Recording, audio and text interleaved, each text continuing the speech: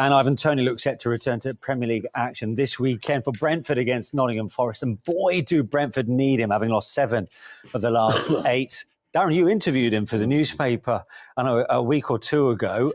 How did you find him? He was in fantastic form. I went to his house and we sat and watched the football. I think it was a Nottingham Forest game, if I remember rightly, against Manchester United. Probably scouting for his opponents. Yeah, probably. The last team he scored against before the ban. But he was in good physical condition, and we know that because he scored against Como in a warm-up game, and another hat-trick he scored against Southampton under 23. So we know he's in good shape, and mentally he was in a good place as well, and he's really hungry to come back and make up for lost time. So how was he reflective? Was he regretful? Is he at peace with himself? I think that's the one. I think he's at peace with himself. I think the reasons why he was banned, I think a lot of people expected him to come and start railing against the punishment and all of that. And he was saying, look, what's done is done. There's no point me getting into that headspace of railing against the authorities when I've served the ban, it's behind me. I've been able to use the time to spend time with my family, spend time with the people around me who I love. My dad, I've got a fantastic relationship with. And his dad's better than him at pool, by the way. And just his family, seeing him. He's got the support around him, huh? Absolutely, because sometimes as journalists, we do these interviews in a kind of sterile room and you ask the questions, they give you the answers, and then everyone packs up and they go away.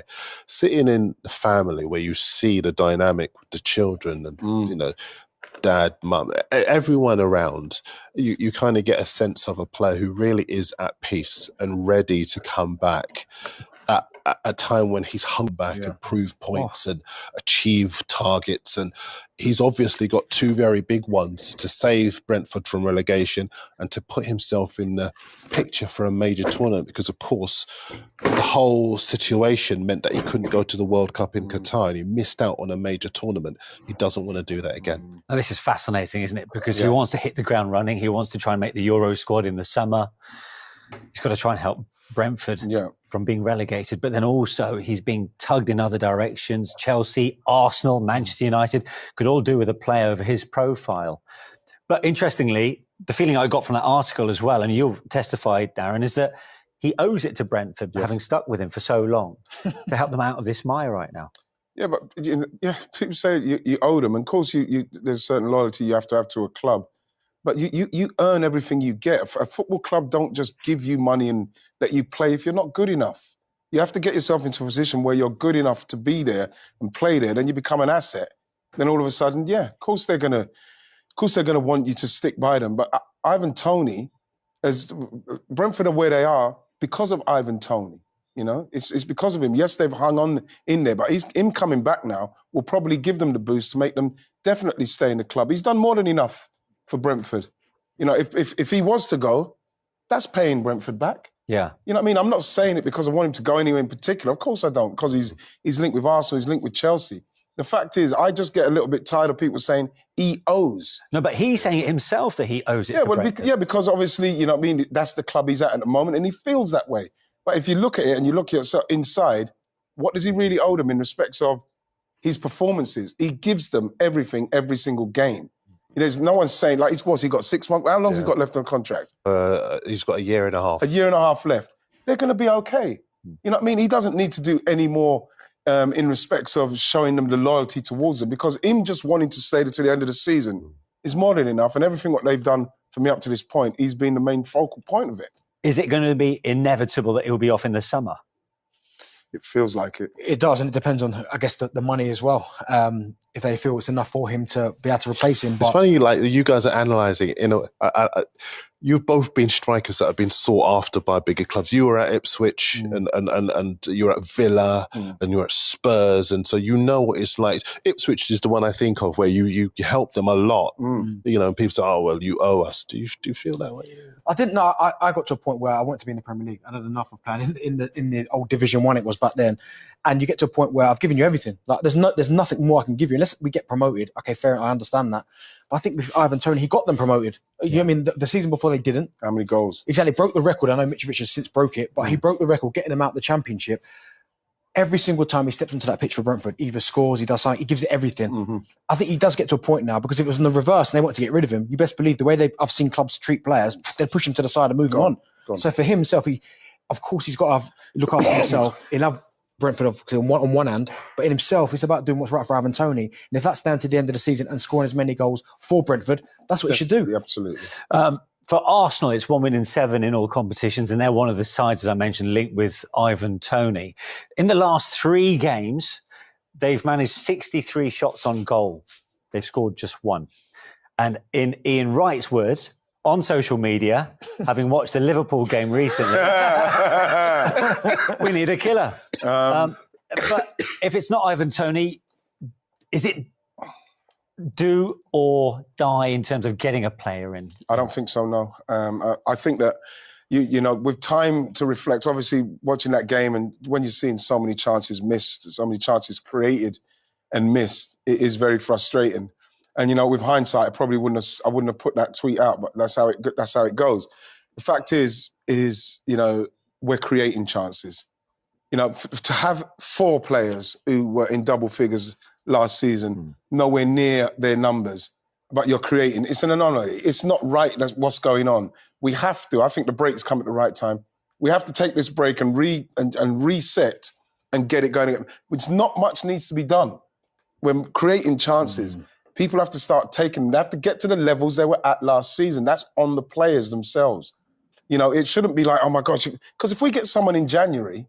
You know what I mean? So if they come in, they're going to have to come in and hit the ground running. That's a lot of pressure on them because they're going to come in, everyone's saying, they've come in, they're going to solve the goal-scoring problem. If they don't, then all of a sudden, you've got another player who's not doing it. He has to give these players a chance, and I think the break might help them, Manish, to get them on them as professionals to do more. Take these chances. That's what it comes down to for me. Is the answer within? It has to be, because we've seen this. I mean, Martinelli, for instance, last season was fantastic. 15 goals, nowhere near the levels. Odegaard, he got 15 goals last season, nowhere near the levels. I think Saka's numbers are similar, but he looks like he needs a rest. I mean, we're playing every minute of every single game, so I can understand that dip, but I think Wright is right. If you keep creating opportunities, at some point, these are good players. Like, you don't lose it overnight. It will change. It's just the fact that we're creating so many chances and not taking them, why it looks like it's worse than it actually is. But once one goes in, you think it'd be the same. Hopefully. You see, it's interesting, isn't it? Because I know even when you're looking at articles in the papers, the narrative from Mikel Arteta is it's not realistic for us to get a well-remunerated striker, particularly after what they've spent in the summer. Yeah, well, listen, FPP is obviously, FFP is a very real and clear and present danger. If you look at some of the clubs in the bottom half of the Premier League. For Villa. Absolutely. And from what I gather, a lot of clubs are thinking along those lines, and that's the reason why it's not as profligate as it has been in the past in the January transfer window. It has been said that maybe there are 1 or 2 players on the fringes at Arsenal who could be sold in order to accommodate somebody like Toney. The one thing, I agree with the chaps about the answer being within at Arsenal. The only thing I would say at Arsenal, if you look at that forward line, the injury record of all those players is not great. Saka maybe aside. Jesus always has at least a couple of months in the season. Martinelli, has issues with Odegaard as well. And really, you need someone in that forward line who's always going to be available for you, who's always going to be the person who can shoulder that responsibility.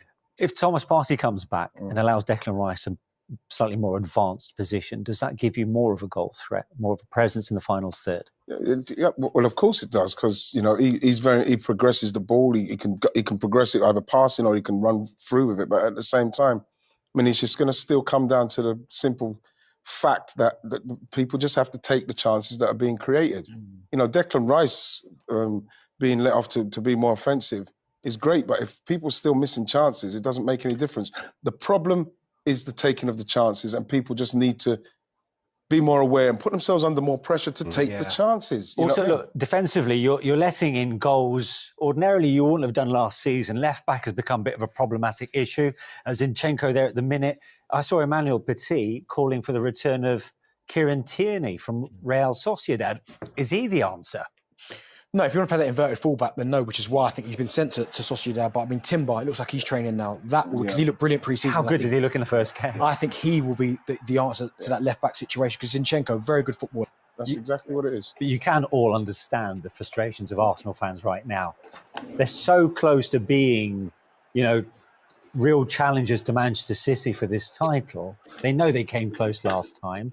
They just want to make sure that they can get over this hurdle. Listen, it's more than just, it's not a blip, or is it? No, it's a blip. Of course it's a blip, because we're creating chances. If we weren't creating chances, you'd be worried. Be worried. The fact is that you see what City have done to Liverpool. You're trying to chase them. Don't think of City. Just think of what you can do to get yourself in the top 4 and hope that City do something wrong. Because at the moment, you're chasing something that is out of your reach. They just need to start scoring and winning games.